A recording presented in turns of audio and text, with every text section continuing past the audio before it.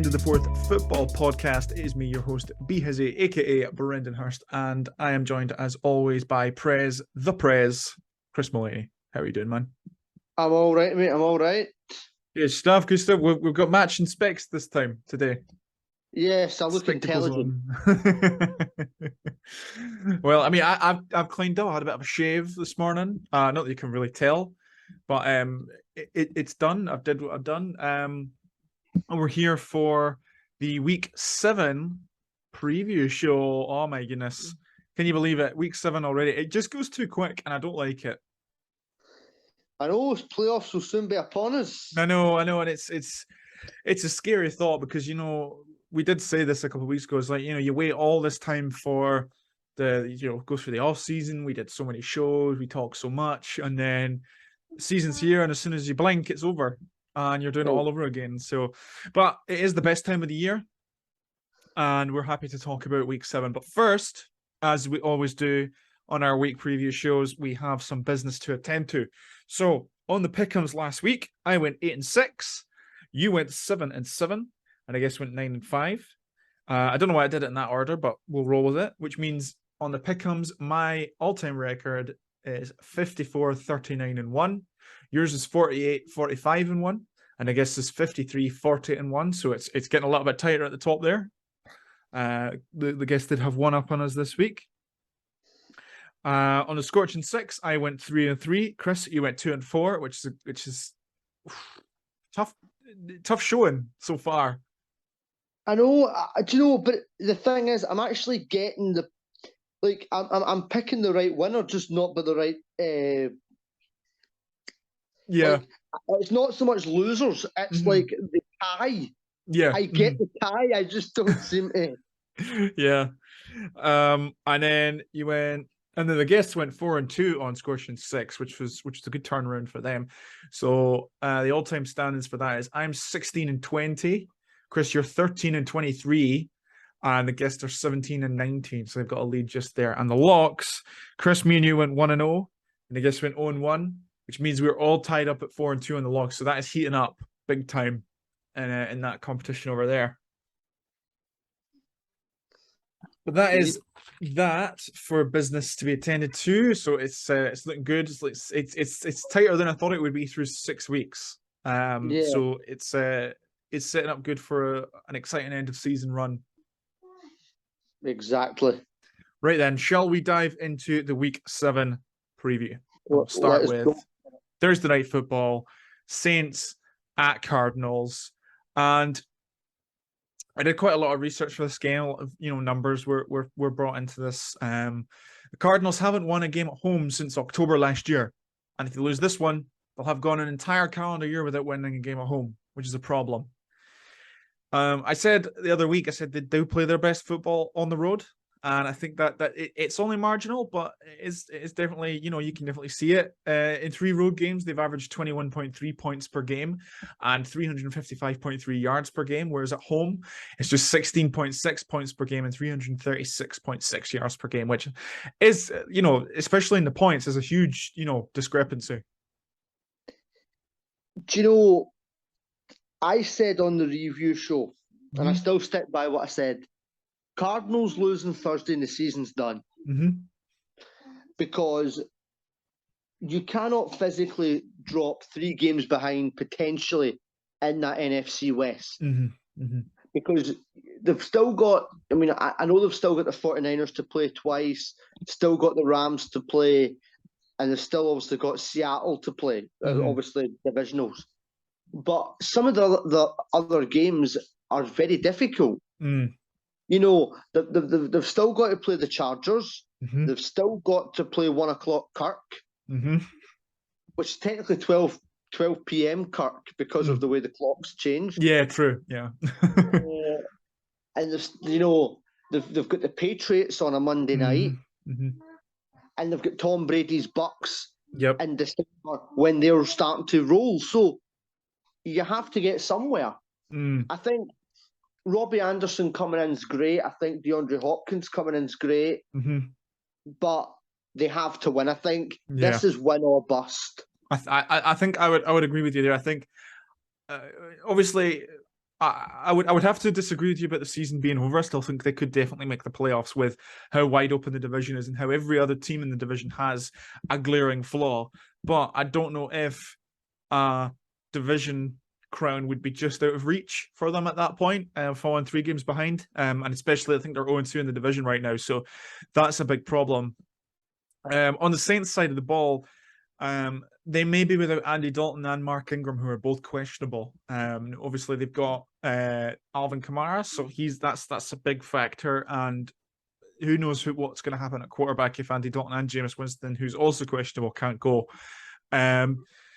But overall, I think this is actually a very even matchup between teams that, could be considered unlucky to be 2-4. I think the Saints, had they made a decision to bring Andy Dalton in earlier, could be 3-3.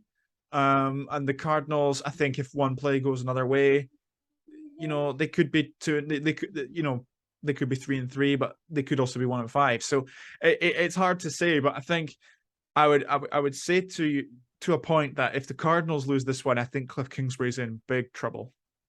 Well, we discussed again on the review show about coaches out of a job. And I will stand by that. I think Cardinals don't make the playoffs this year. He's going to be joining the dole queue. Yeah, I could see it. And the GM as well, for sure. All right, not much else to say on this game. It does, on paper, look to be a better Thursday night matchup than we've seen over the past couple of weeks. Do you want to pick a winner? I'm taking the Cardinals here. I was very, very close to picking the Saints. But I'm taking the Cardinals. They are favorited. Yeah. By 2.5 points. Not a Scotcher win. We'll never pick the Thursday, obviously, or where possible the Sunday night or Monday night, just for betting purposes. But yeah, Cardinals for me. That is the lock zone as well. So if you want to do it, you can do it. No, I'm not taking the lock on a Thursday night. No. I've got my lock. Sets your precedent for the week at that point. I've got my locked up. Cool. So do I, and I'm pretty confident about it. I'm happy with it. But we'll keep rolling here with Sunday games. We've got Browns at Ravens. What do you think? Well, again, this is a tough game. Again, Ravens. Oh, in fact, while we're at it, is this number one? Scotch. Okay. Ravens minus 6.5. Okay. Now, obviously, I'm taking that line, of course. Now, that's a tough game for both teams. I think the Ravens have to win it to really. I think if the Ravens win this, it opens up a bit of not a lead, but gives them a bit of leeway, if you know what I mean. Breathing room for the rest of the division. Yeah. Because the Bengals this week have Atlanta. Sure, it's Atlanta. Yeah, Atlanta. And obviously Pittsburgh have Miami Sunday night. Now, both teams. Now, I would like to think if the Ravens got the win on the Sunday nighter, so if the Ravens got the win on Sunday 6:00, I think Atlanta could sting the Bengals, and I think Miami could beat Pittsburgh, which again opens up a bigger lead in that division. Yep. I think Lamar's playing well, and Jacoby Brissett's struggling. I think Ravens to win it. There's no other way about it. Ravens. Yeah. What I'm going to say about this game is, do you trust this Ravens offense to be able to, and defense really, to be able to keep hold of a lead if they were to get into one? So for the third time this season, they blew a 10-point lead last week against the Giants. Before this season started, they were 33-2 by that metric, and now they're like 0-3. So this season. But if you think about the leads they've blown, Miami, that's a once in a 10 thing. You can give them maybe a pass for that. That's just crazy. Right. I mean, last week they were up against the MVP, Daniel Jones. I saw the thing you put on the page. I thought it was good. You can hear him one more time. And so I think that this is a tough one. I think Ravens should win it, and I think if they go too far ahead, then Jacoby has to throw. Yeah. And him. Yeah. I think that is a factor. I think when I asked that question, if the Ravens could keep hold of a lead like that, I said, do you think the Browns offense could make it out of a 10-point deficit? So if Stefanski decides to abandon the run again for some reason, if he hasn't learned his lesson from last week, it's clear that Jacoby Brissett isn't the quarterback that could lead you to a comeback like that. He has 6 touchdowns and 5 picks. If it's maybe, 8 touchdowns and 3 picks, or maybe it's a little bit different, but I just don't trust him in a big moment. And the first 3 losses of the season, I can't remember if he threw one, a killer one at the end of last week, but he just has a propensity to let you down in a crucial moment, and I feel like he could do that again against this Falcons defense and secondary. Awesome. I think Ravens. I know what I'm talking about. I think that both run games are lethal. The Browns are averaging 172 yards per game. The Ravens 155.7. I think it comes down to which QB can make the throw, and I think Lamar is your guy that can do that. So I'm going to take the Ravens to win, but I'm going to take the Browns on that line at 6.5. Okay. All right, then. Buccaneers at Panthers. Now, I think that angry Tom Brady... Before we go, this is not your lock, is it? The Bucks? No, it's not. It's not, no. No, because the line is 11.5. Yes. Don't worry about that. My line is actually... My lock is actually an underdog this week. So I'm happy with it. We'll get to it. Don't worry. I think that angry Tom Brady is not a good person to be facing. Obviously, coming off a shock loss last week, he's furious with his offensive line. I think this is a get-right game for the Buccaneers and Tom Brady, who has a 4.7 QBR when facing pressure this year. 4.7. The average is 50. That's on a scale of 1 to 100. 4.7. That's just not something you would have expected from Tom Brady. Now, definitely not. Are his personal issues affecting it more than, maybe he's letting on? And I, for one, thought that it wouldn't be a factor for him. He's like the Terminator when it comes to this kind of thing. So his wife to shut up. Exactly. maybe it's a factor. But I think this is definitely a get-right game for the Bucs, who face a Panthers team which is just looking for answers at this point. Definitely. I think,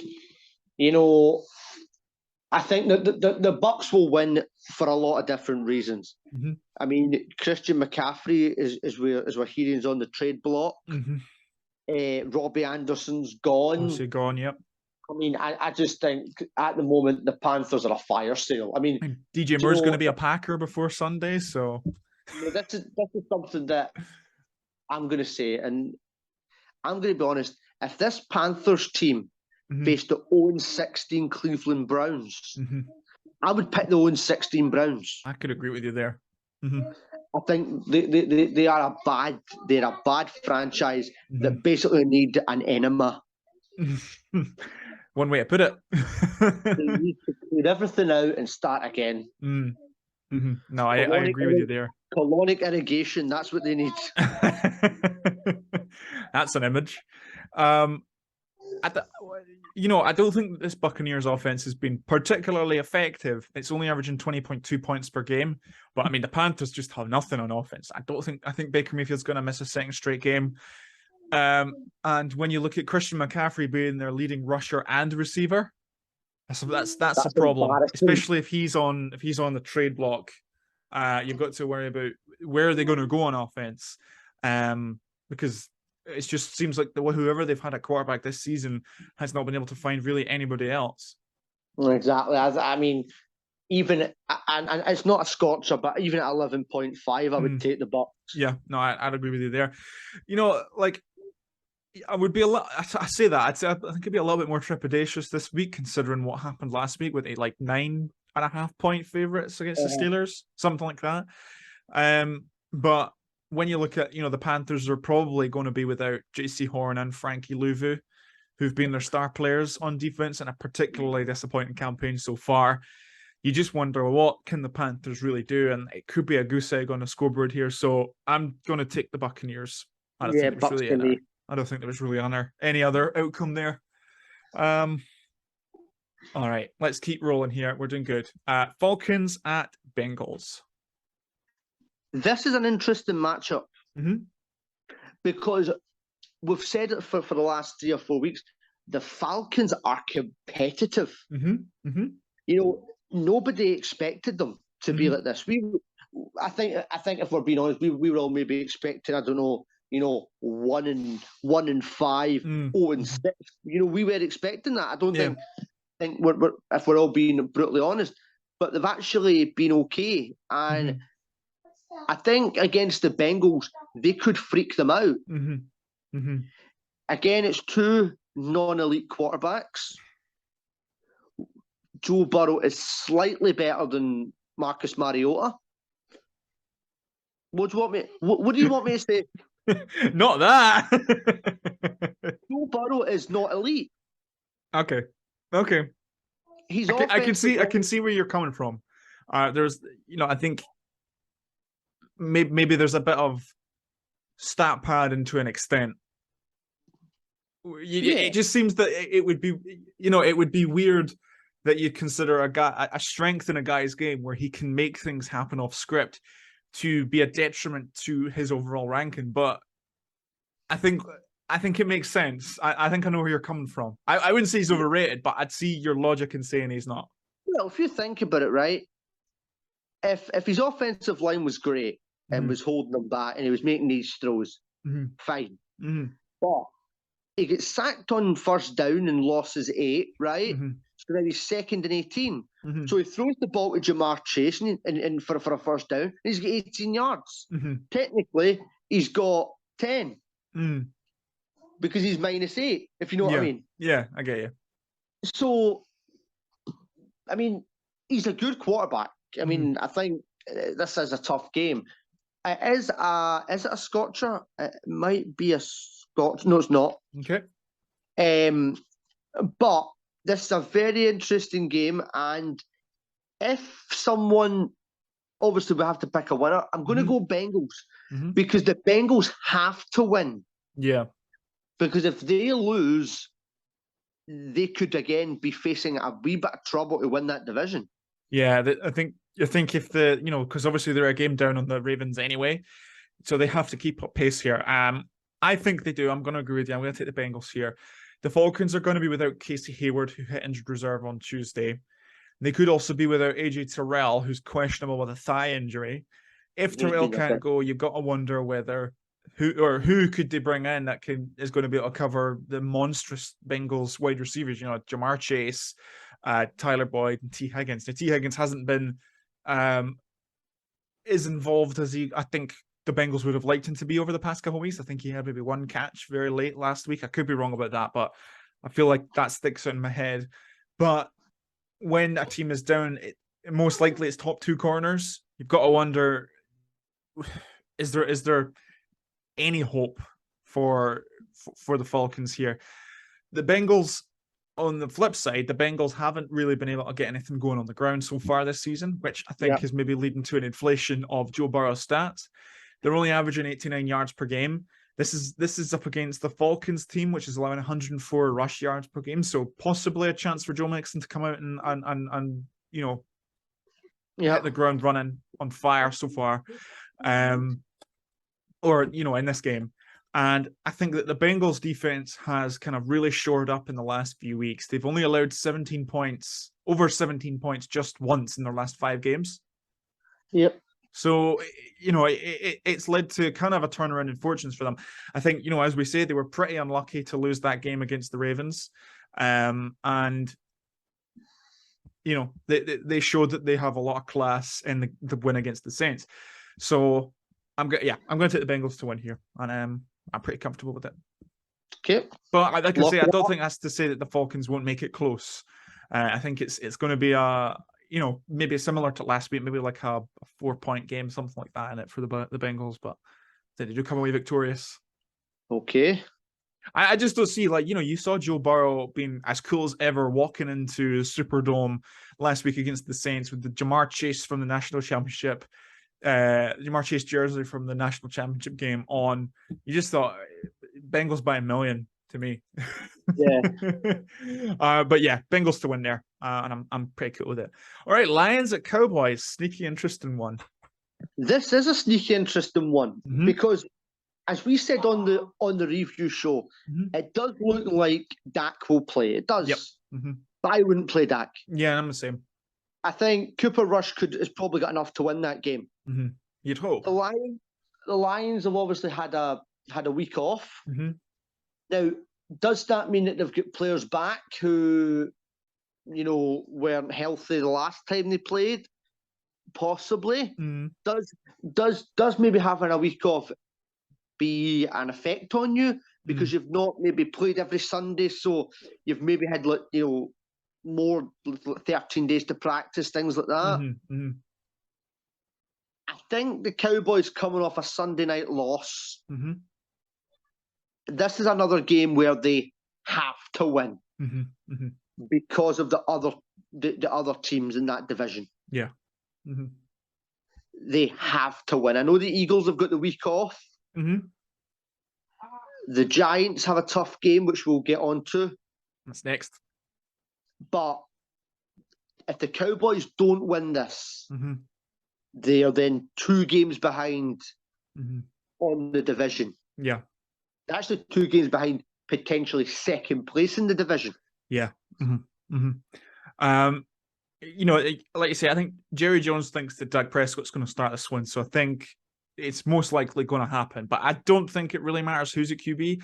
The Lions can't stop anyone on defense right now. They're allowing 34 points per game and 437.2 yards per game. But they're scoring amazingly.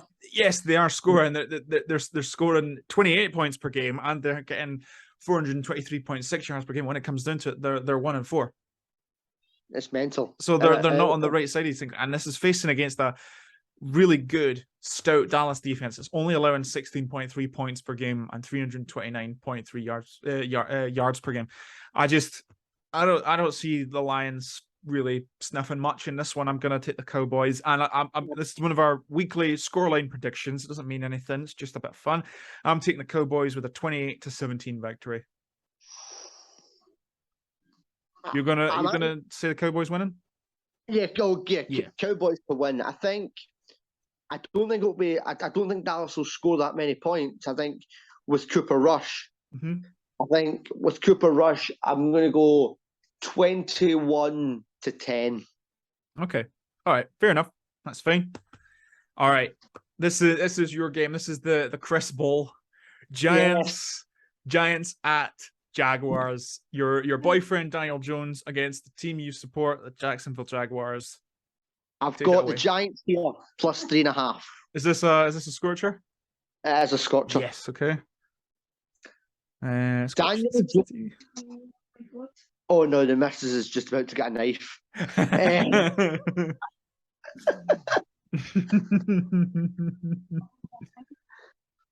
Daniel Jones is. Go away then.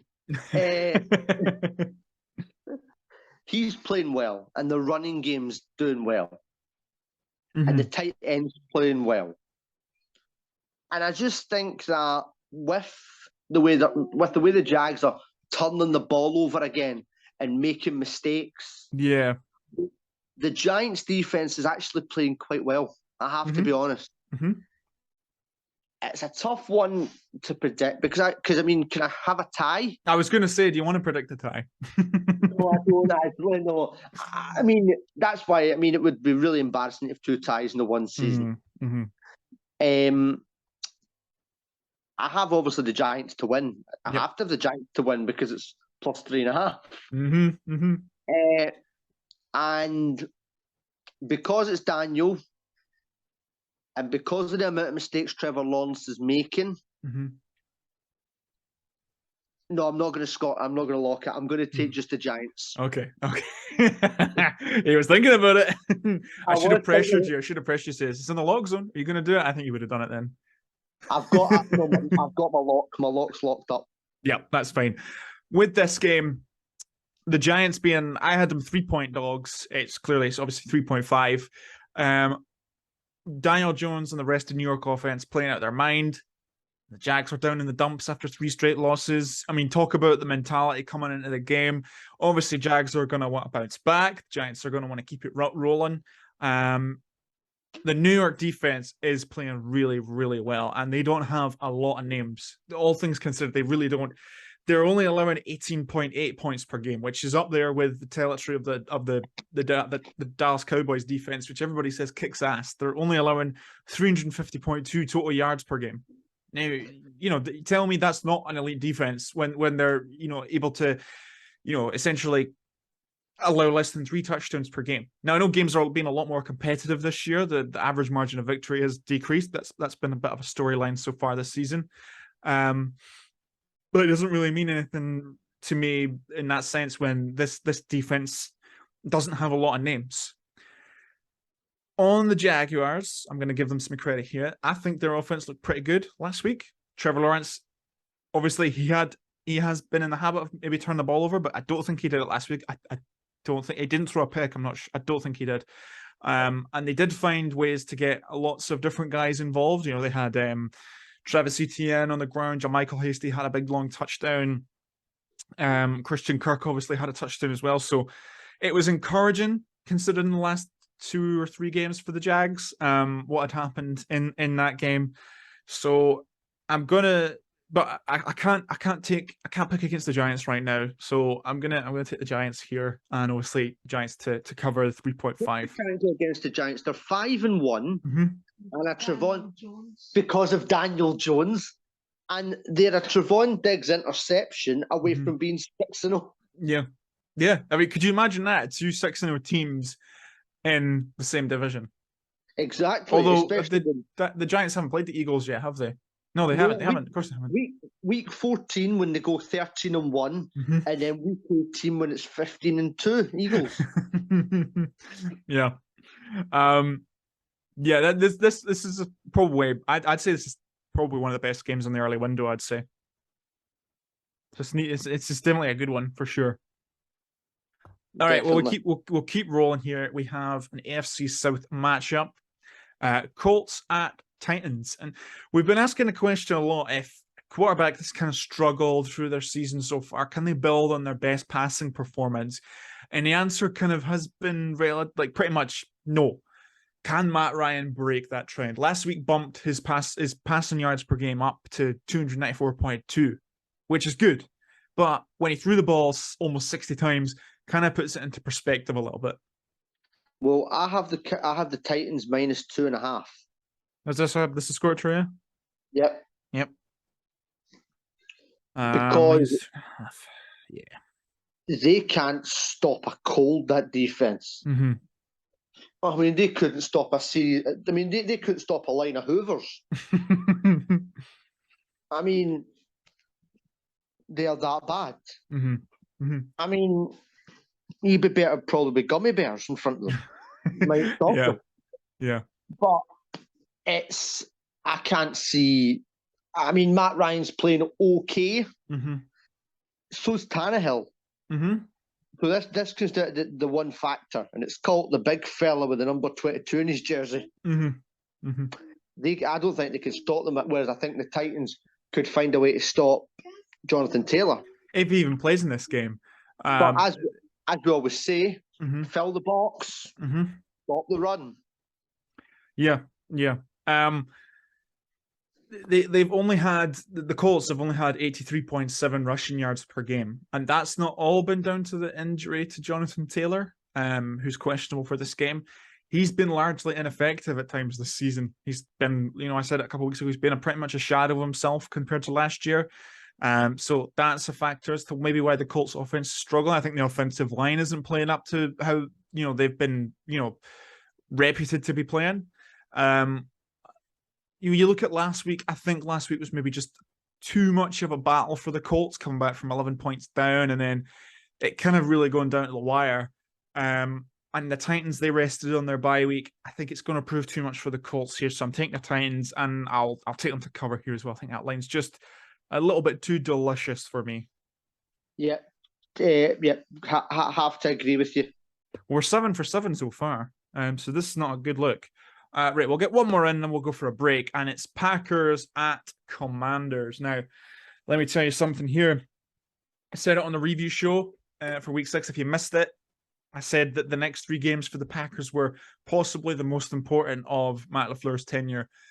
Now, he says that, we want to get Aaron Jones more involved, right? Now, he's been saying that every time the offense has kind of floundered out and not really done anything. It gets punched in the mouth, deviate from the game plan, and do something else. So if Aaron Jones can get a foothold in this game and be effective, the Packers should win this pretty comfortably, I would say.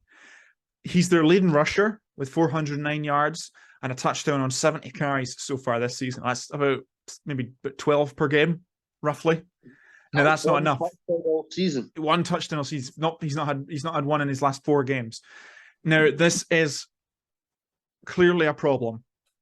When he had 12 touches on 13 offensive possessions last week against the Jets, and there was no indication that he was hurt. It was just strange, and it's just.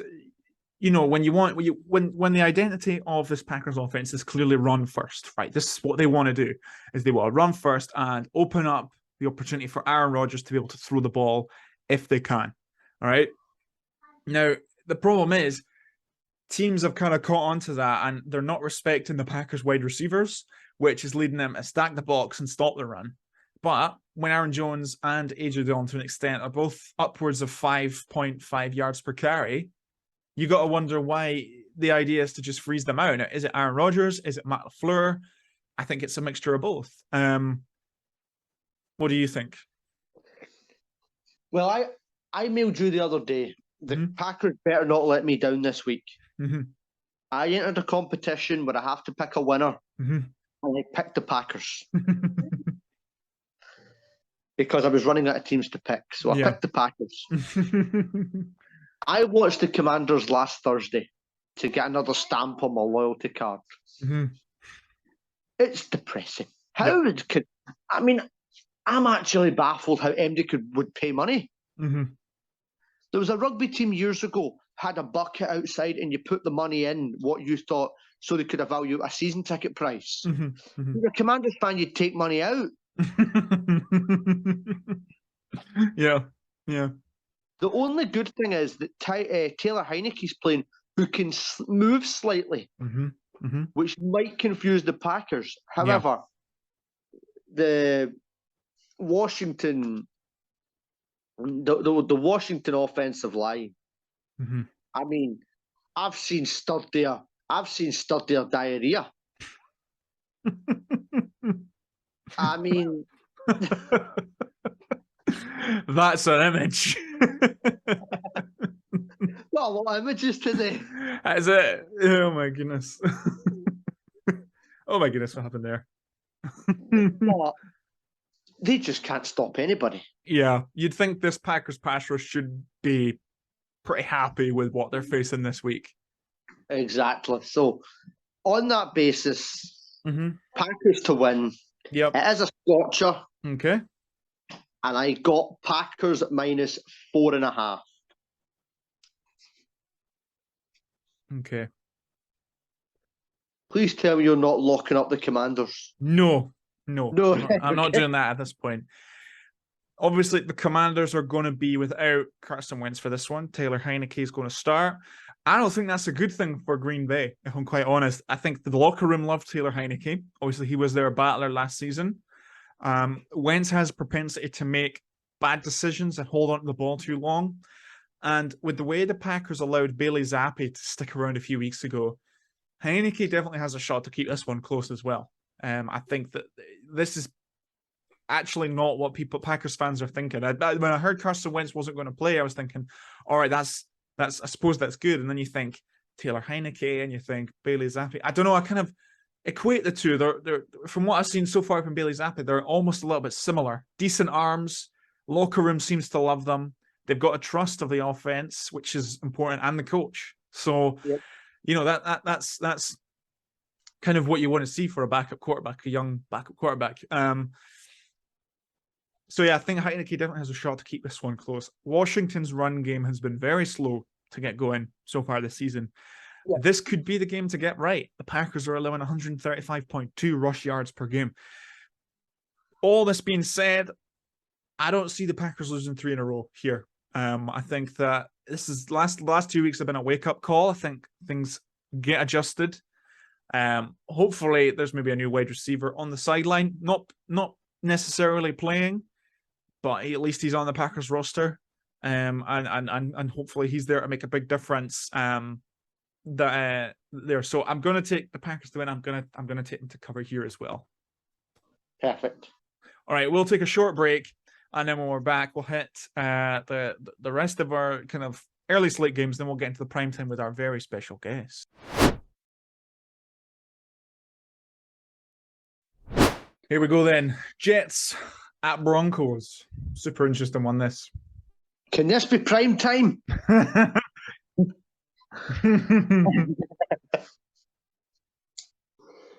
This is very interesting, actually, because, again, they are unwatchable, the Broncos. And the thing is, they should be one of the most watchable teams in the league. Yeah. I mean, the Jets are playing okay. I think I'm not saying they're good or bad. They're okay. Zach Wilson didn't have a great time throwing the ball last week. But I mean, then again, neither did Aaron Rodgers, to be fair. So yeah, I mean, he didn't want to show Aaron Rodgers up. So. He's his hero, after all. I mean, it's a very, very interesting game, but again, it could be very low scoring. Both defenses are really good. If I had to pick a winner here, I'm going to go Broncos. Yeah. All right. I'm going to speak, and I'm going to say this is very similar to Giants Jaguars, where the Jets were on a bit of a roll. They've won 4 of their last 5, and they've won 3 in a row. The Broncos have lost their last 3, and that includes 2 overtime losses. They're going to be knackered, right? Despite this mini bye that they had, where they were, Thursday Night Football and Monday Night Football the next week. Yep. They're knackered, right? I don't know if the Jets are as comfortable running the ball this time. Broncos defense is only allowing 105.8 rushing yards per game. I think Zach Wilson has to make a decisive throw, which he hasn't been called upon to do so since his return. He's made good throws, but he's not made brilliant throws. Like, he hasn't, been faced with a big third down and had to convert it when the game wasn't beyond doubt. He did last week, but it was over that game. Do you know what I mean? So I want to see him throw the ball more. Okay. And the other side is they haven't turned the ball over in the last 2 games, the Jets, which is good, for obviously Zach Wilson and the running game. Breece Hall's having a good season. The other factor which I want to put into this one is that Russell Wilson is day-to-day with a hamstring injury. He hasn't used his legs as much this season, but you think that could affect how comfortable he feels with the state of that offensive line. They've obviously, I'm pretty sure they lost Garrett Bowles for the season, who was starting right tackle. So who backs up Russell? Brett Rippon. Oh my Lord. That's not a good thing you want to hear if you're a Rams fan. Good thing is Russell Wilson's tough, so he'll probably play. And the fact that he isn't using his legs as much as he used to is probably a good sign that, he isn't going to have to be relied upon to run out the pocket. So all things considered, I'm taking the Jets to win, and they're my lock of the week. I'm very happy with that. Very happy. Okay. I'm happy with that. Obviously the Broncos are in a complete state of disarray. They've got no answers on offense, and I think that it's very similar to what the Jets faced in the Packers last week, is an offense which is kind of trying to figure a lot of things out.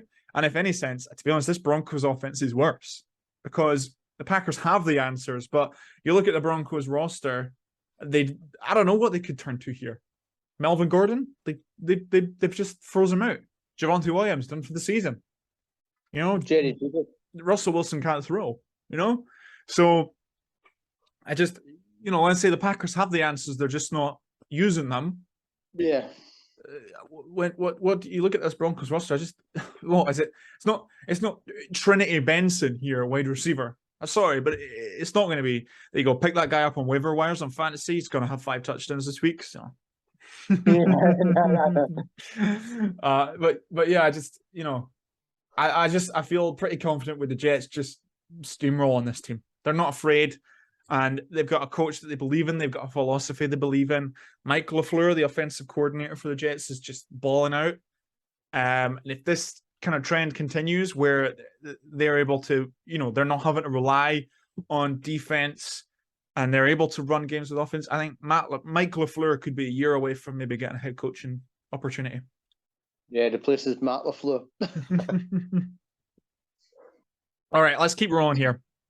We've got 2 games to talk about left, and then we'll hit Sunday night game with our guest. Texans Raiders. This is a scotcher. Okay, where's my pen? There it is. Now where is my scotch and 6? I have the Raiders minus 6.5.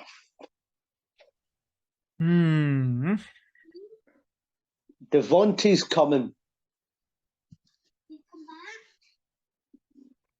Did he come back? Yes, Devontae Adams is with a better quarterback than the one he left. Is that right? Pish par. My child wants to know, did he leave? He turned his back on a team where he'd be currently sitting with a better record, but that's a different question.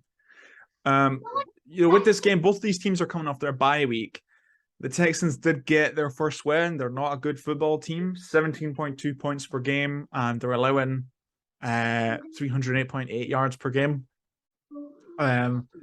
which is a problem against a Ravens team, which is, a Raiders team, which is doing, with the names that they've got, this should be pretty comfortable. The Raiders have a higher pick than the Texans right now if the season ended today. Yeah, I mean, that's a crazy thing to think about. I think that Josh McDaniels is really getting in the way of this offense, and painfully obvious that he's not a head coach; he's a coordinator, and that's it. A team with as many names, big names that the Raiders have, they should be having way more than 25 points per game. And when their disappointing defense is allowing 26 points per game and 373 yards per game, you got to wonder, whether the answers can come from the offense. Because, I feel like the offense did all they could in week 2 against the Cardinals. And, the defense let them down. To be fair, though, what do you think? What was the law of averages? Kyler Murray was going to do what Kyler Murray did. Yeah. So, you could maybe help give them a little bit of a pass there. But And I mean, they have an elite quarterback, elite wide receiver. If he gets involved. I mean, they should beat the Texans pretty comfortably. Yeah. Mm-hmm. You got to think, if they don't, they're just like the Broncos, and they shouldn't be in playoff discussion. This is, again, win. They have to win to try and keep in touch. Mm-hmm. Mm-hmm. Because the other 2 games in that division, AFC West, the other 2 teams that we've discussed, that we're about to discuss soon, they should win their games. Mm-hmm. Mm-hmm.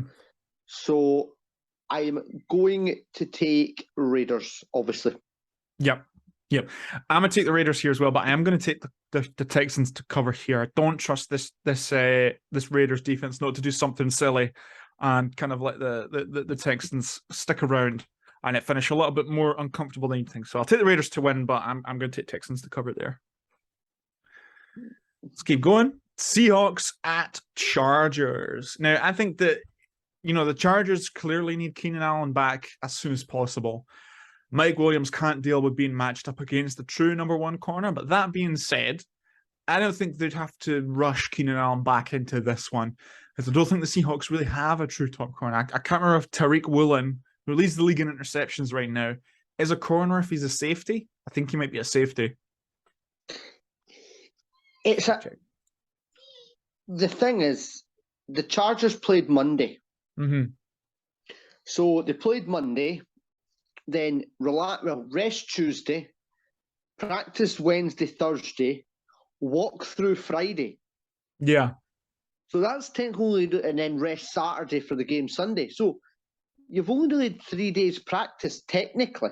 Mm-hmm. Technically 2 days. Yeah.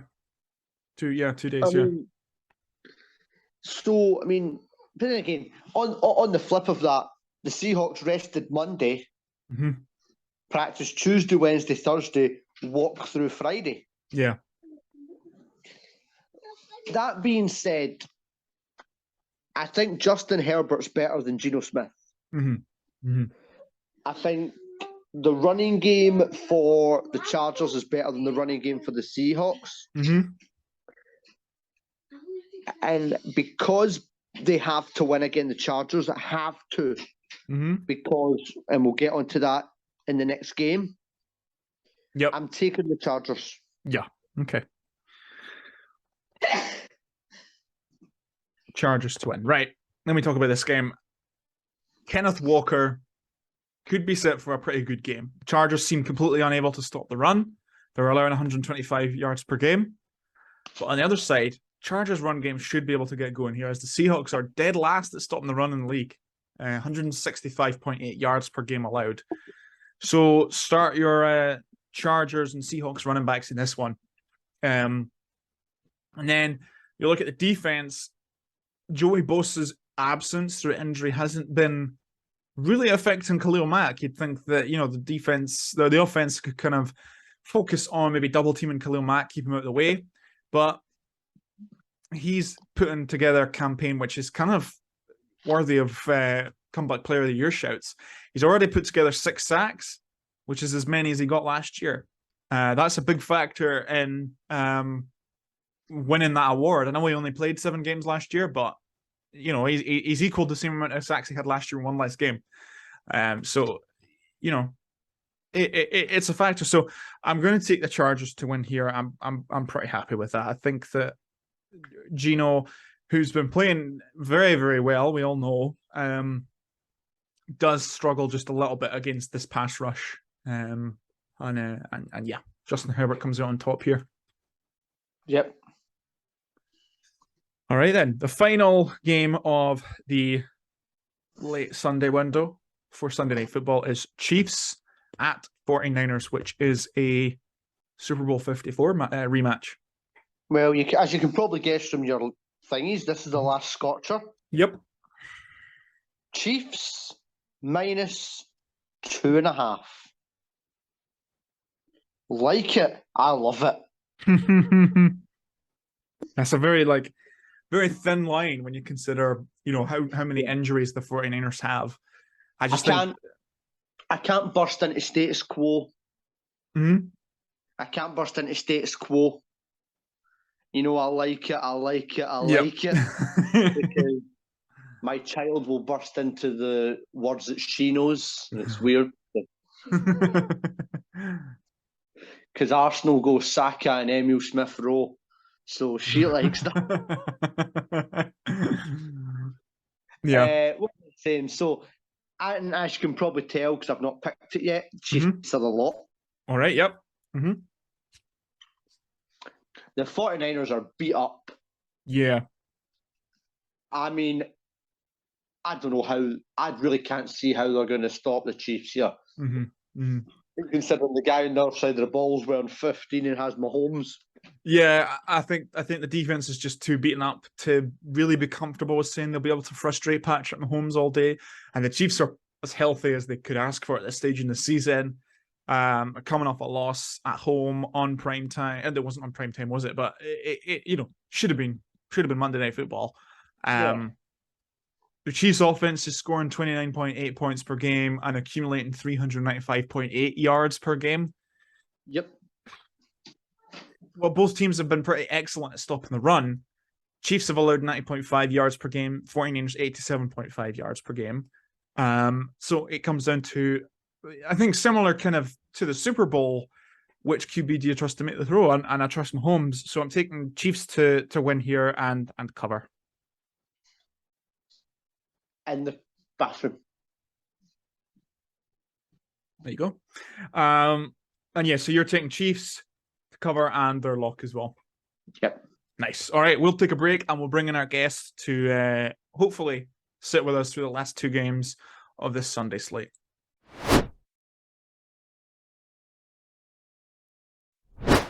And joining us on to the end of the fourth football podcast is an NFL UK celebrity, despite him saying he doesn't like being known like that. We have Freddy Harper-Davis. It is an absolute honour, my friend.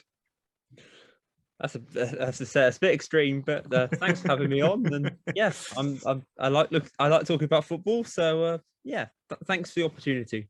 That's all right, Matt. Well, let's do it. All right. So, Steelers, your Steelers at Dolphins. Give me your kind of first thoughts. What do you think is going to happen? This is it's a tough one because obviously we've had the last couple of weeks. Chua's been out with a concussion, and he's meant to be back for Sunday Night Football. I've watched some of the Dolphins with a couple of different quarterbacks, and Teddy Bridgewater's not looked very good in this team.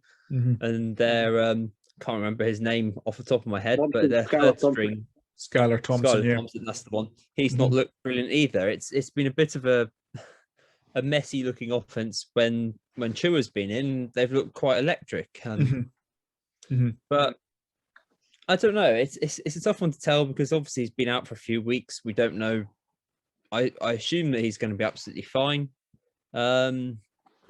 But the Steelers again, they're very bitty. You don't really know what to expect. We don't know if it's going to be Kenny Pickett starting because he had a concussion on Sunday against the Buccaneers.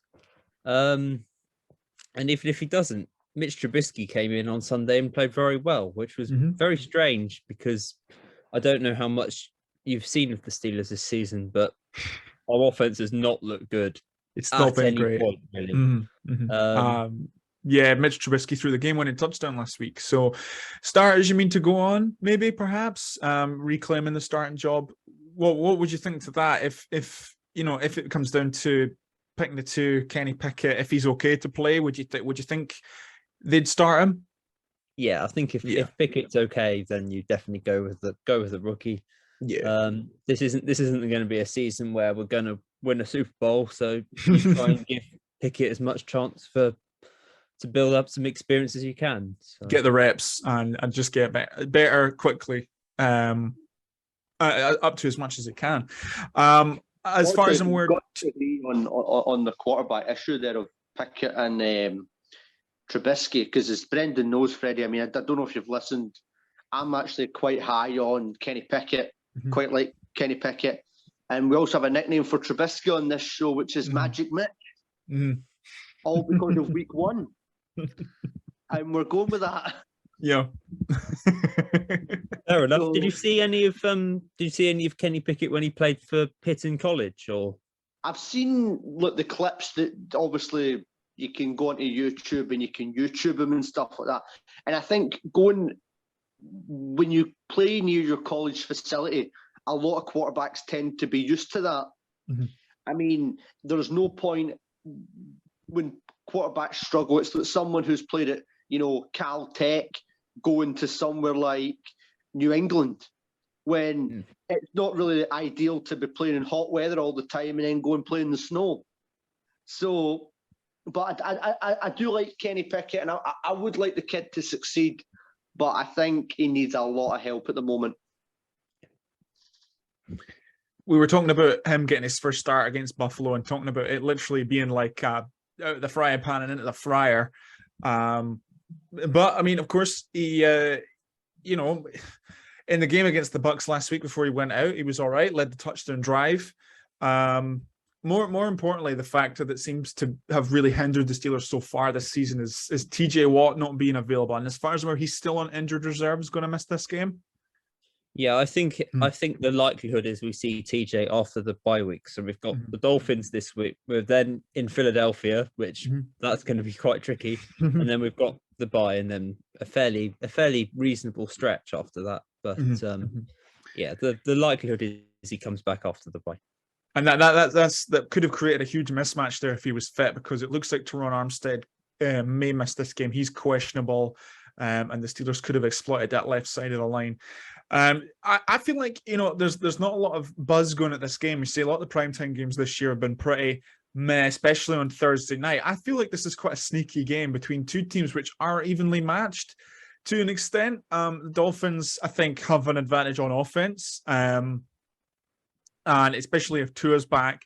it looks like it could potentially go that way, but they've not really had much. They've not really been able to generate much in the run game this season so far. And it's been kind of similar story for the Steelers and Najee Harris. What do you think's been, his problem so far? Do you think it's just the defenses you have faced, or? I think there's a multiple issues. The first is the interior offensive line is just not great. We had moved Kendrick Green to guard, and then he hasn't even started because he's been so poor.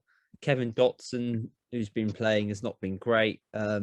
Mason Cole's been in and out in terms of his results. I mean, our offensive line's been okay for pass blocking, but the run blocking's been dreadful. And there's just no holes at all most of the time for Najee or to do anything. I mean, it doesn't help that he got an injury in pre-season, so hasn't quite been at his high level.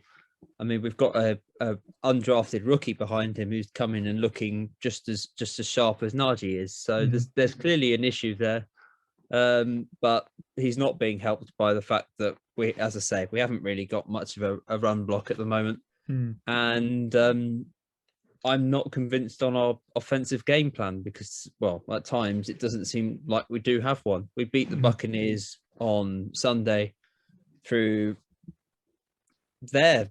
Weirdly, I can't believe I'm saying this about the Bucs, but they had a lot of defensive incompetence. A lot of things they did that I was watching and thinking, is this really the Tampa Bay Buccaneers? I mean, I'm sure you saw the miscue where we got the ball to Connor Hayward for 50 odd yards, where they were just all over the place, and we exploited that. And there was miscommunication all the time. It was just a really weird Buccaneers performance. So whether we see the Steelers actually do anything offensively this week, we don't know. I mean, last week you said about our defense and missing TJ Watt, but Alex Highsmith's the leading sack getter in the entire league at the moment. So he's doing a pretty good job and going completely under the radar, which is good on him, because it's not easy without the best defensive player in the league. I don't actually have much else to say about this game. What do you think, Chris? Have you got anything? To be honest, this will be an interesting game, and I hope that I hope it's not what we've been experiencing. I mean, as you know, Brendan, obviously I work night shift, so I've been watching some amazing games, you know, Broncos and Colts and Commanders and Bears, and you know, some of them have been. I mean, I'm can't wait for Monday night. I mean, I'm going to not be able to sleep.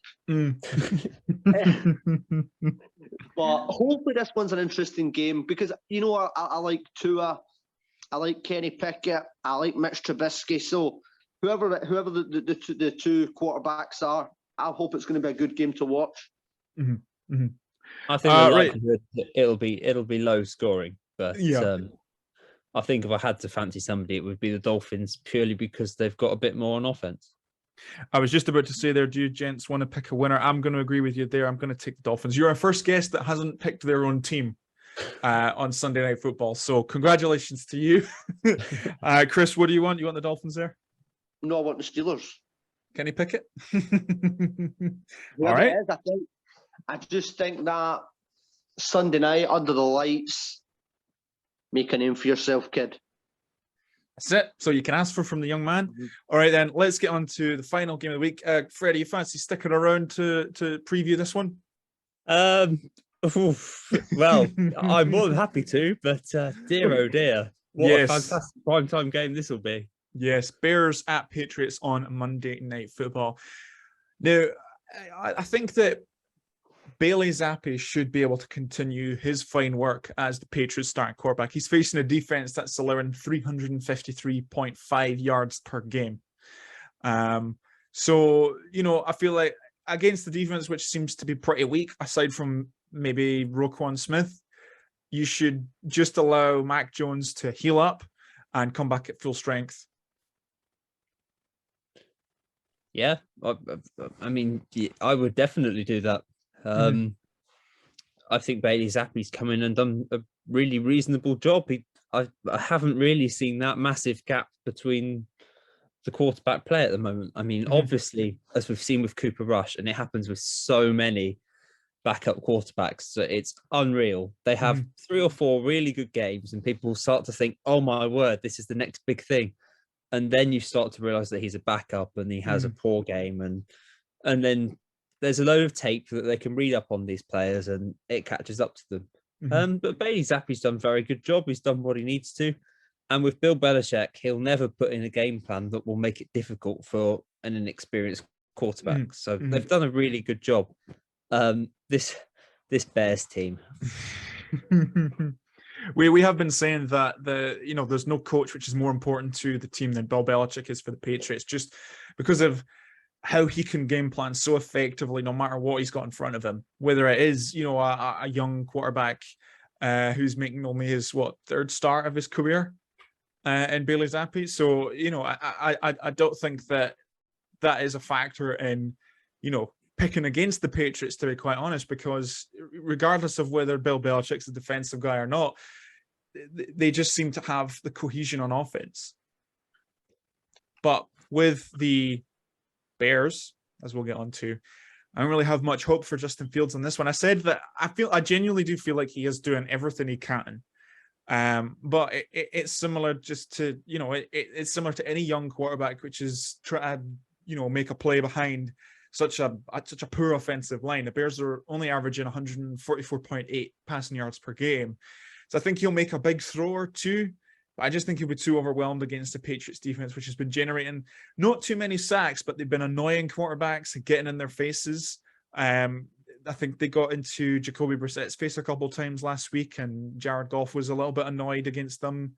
Clearly because he didn't score any points. So it's been against some decent offensive lines, and I just think that because the Bears don't even have a pathetic offensive line, really, that there's going to be no hope for them. Well, I mean, firstly, you're right. Their offensive line is atrocious. It really is very, very poor. Gives Justin Fields no time to do anything. Secondly, they've not really got many receivers. I mean, other than Darnell Mooney and one of the St. Brown brothers, I can barely name a Bears receiver. I know they took in N'Keal Harry, but they are really, really struggling for a solid receiver to help Fields out after Allen Robinson went to the Rams. And to be honest, Justin Fields just looks like he desperately needs a coach that can teach him things, because he's missing simple throws. He's at times he's throwing too much, too strong, too weak. There's no real cohesion. I'm not convinced that the Bears actually want Justin Fields either. It feels like they've kind of left him out to dry, ready to pick their next quarterback next year. This offense is just a mess. I mean, if Chris saw the Thursday night football last week, I watched the game in 40. I wasn't staying up to watch that. I watched every single snap. It's a stamp on our loyalty card. Loved it, but the Bears are probably the hardest team in the league to watch, other than perhaps the Broncos or the Panthers. Well, I've watched, as I said, I watched the Broncos Colts every snap. I watched the Commanders Chiefs every snap. I watched that thing on Monday night, the Chargers and the Broncos every snap. I mean, I just want my boss to give me some work to do. I mean, well, I've been saying, you could just sit your residents in front of these games and they will just nod off to sleep. No, honestly, some of it's depressing, and this game is just going to be, I think, a hard watch. And as we said on the show loads of times, the Bears clearly don't trust Justin Fields. Otherwise, they would say, "Kid, throw it." Yeah. I mean, the Patriots will run the ball right down the throat of the Bears, because I think that's their strength. Yep. And the Bears can't stop the run. They're allowing 163 rushing yards per game. So my tip of the week, if you want to put a bet on, is Ramondre Stevenson anytime touchdown. Please gamble responsibly. Yeah, Ramondre Stevenson over 100 yards and a touchdown. Just kind of in other news for the Patriots, they're going to lose Cody Ford for the year. He's undergoing season-ending knee surgery, but I don't think that's going to be a factor. I'm taking the Patriots to win here. See, the difference between this is that I feel like, this is similar to last week's Monday night game. I feel like that one of these teams is watchable. The Chargers are watchable.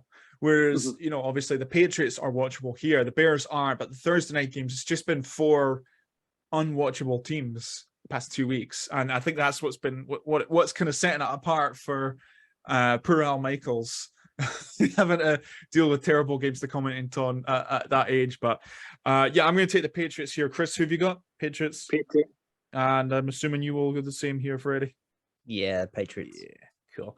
Well, we run kind of pick'ems, and we basically run 3 kind of competitions. So we'll get to that to you off air. The guests kind of all pick as a collective. So our guest of the week picks for that week, and then their record at the end of the season is all combined, and we go against it for compared to what me and Chris have done throughout the season. So we'll sort that out for you off air. But that's it for this episode of the End of the Fourth Football Podcast. I actually do something else, right? Just so you know, Brendan. Oh? What I do is I get the 5-year-old to pick her teams, not part of the competition. I get the 5-year-old to pick against the guest. Mm-hmm. And if she wins, she gets a new train. And if she loses, she doesn't.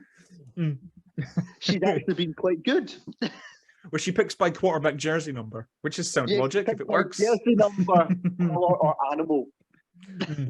Given some of the crazy results we get in the league, it's probably got every chance of winning. So yeah, exactly. Why not? Exactly.